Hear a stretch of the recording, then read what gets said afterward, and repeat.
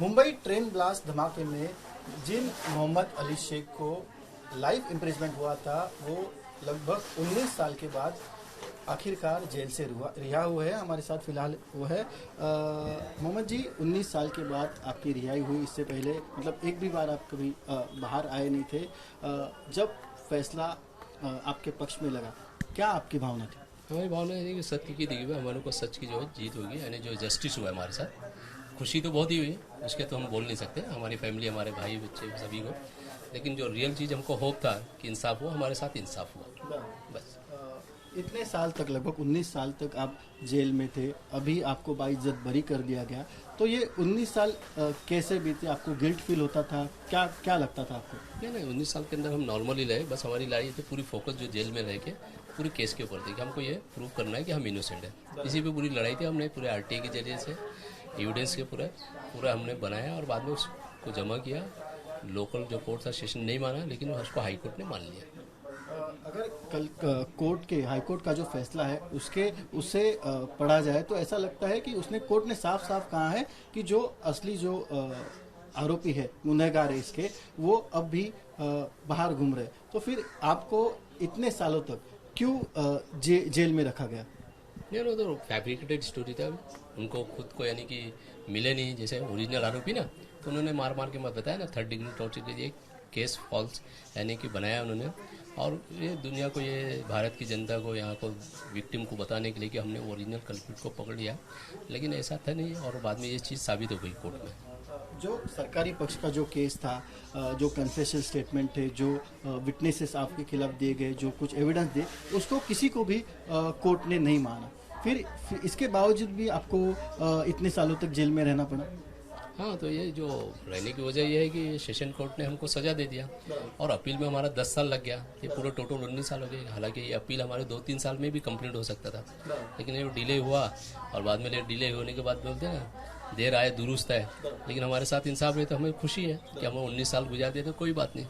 हाँ, खुशी है। लगभग सभी जो अक्यूज थे उनका आरोप था कि उनके साथ टॉर्चर हुआ है और जिसके चलते उनका कन्फेशन लिया गया। क्या आपके साथ भी वो सब हुआ था? हाँ, ऐसा तो कन्फेशन, मेरा स्कैपुला जो है लेफ्ट साइड का टूटा हुआ है, उसके अंदर इंजरी है। उसमें MRI रिपोर्ट मैंने कोर्ट में बताया, कोर्ट उसको मान लिया। उस पर प्रूफ है उसमें कि मोहम्मद अली को तो मारा गया 3rd डिग्री टच। कैसे मारा गया और मारने की वजह क्या थी? क्या पुलिस वाले आपसे जानना चाहते थे? पुलिस वाले कुछ जानना नहीं चाहते थे। पुलिस को तो मालूम था हम इनोसेंट है। बस एक मार के पास है कन्फेशन जो है, एक स्टेटमेंट है ना, उस स्टेटमेंट में साइन कराना था, इसलिए 3rd डिग्री। और कोर्ट में ना बोलना है, डर और खौफ पैदा करना, दहशत पैदा करना। रियली में ATS जो है ये टेररिस्ट है, ये ग्रुप है। ATS जो है ना, ये टेररिस्ट ग्रुप है। ये इनोसेंट आदमी को पकड़ करके बाद में उनको टेररिस्ट बना के उनको साबित करना चाहते। तो हमारे साथ वही हुआ। बस उनका एक मकसद था कि बस किसी तरह से ये साइन कर दें और हम पब्लिक को बताएं कि हमने ओरिजिनल कल्प्रिट को पकड़ा, जो कि ऐसा नहीं था। कौन जिम्मेदार लगता है आपको? मतलब जो उस वक्त है, जो ATS के चीफ रकुल KP रघुवंशी है, CPN रॉय है, और भी ATS के जो DCP थे, तमाम लोग जिम्मेदार है इसकी चीज़ के, जो हमारी ज़िंदगियों से खेले। 19 साल हमको सफ़र किया। इस पूरे 19 साल में आपके जो दादा इंतकाल हो गया, आपकी लड़की की शादी भी हो चुकी है, तो क्या इसके लिए आपको पेरोल कभी मंजूर हुआ था? कभी बाहर आए थे आप? भाई का डेथ हो गया पहले 2021 में, उसके लिए पैरोल नहीं मिला। हमने अप्लाई किया तो पैरोल नहीं मिला। फिर पिताजी का 15 दिन को नहीं मिला। फिर हमने हाई कोर्ट गए, जो कि ऐसा कानून है कि जेल को 15 दिन का इमरजेंसी पैरोल देना चाहिए और विदाउट यानी स्कॉट के और फ्री ऑफ कॉस्ट। लेकिन जेल ने भी नहीं माना। और बाद में फिर आपने हमको हाई कोर्ट ने दिया तो 2 लाख रुपया पैसा बने, हमारे पास पैसा देता। मैं एक दिन यहाँ, तो उसमें भी दोनों में जनाजे में नहीं आ पाया। और फर्स्ट टाइम अभी मैं घर पे आ रहा हूँ।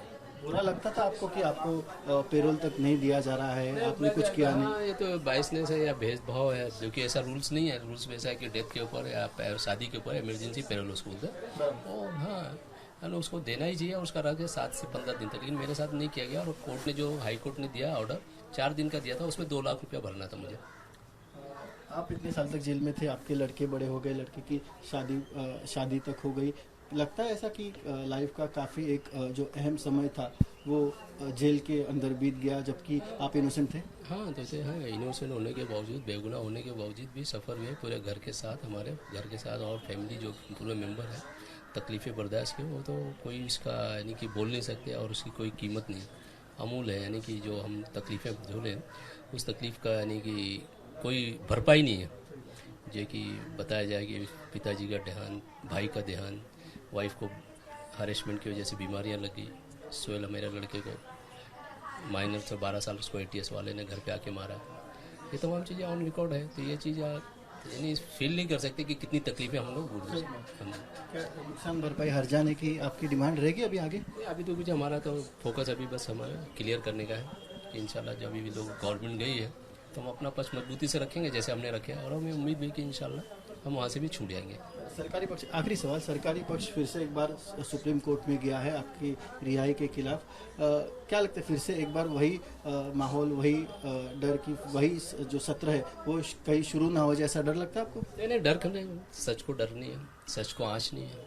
आई एम इनोसेंट, हमको पूरा होप है और हम अल्लाह पे भरोसा रखते हैं। इंशाल्लाह अल्लाह ताला हमें वहाँ भी कामयाबी देगा, ATS वाले वहाँ भी जलील होंगे इंशाल्लाह। और एविडेंस हमारे जो बहुत मजबूत हैं, जिसको इस किल्लोर साहब ने मान लिया है, जो हकीकत थी, जो सच थी, तो इसके रहते हुए हमारे वकील भी पूरी तैयारी की है और हमें पूरी उम्मीद है वहाँ से भी रिहा हो जाएंगे।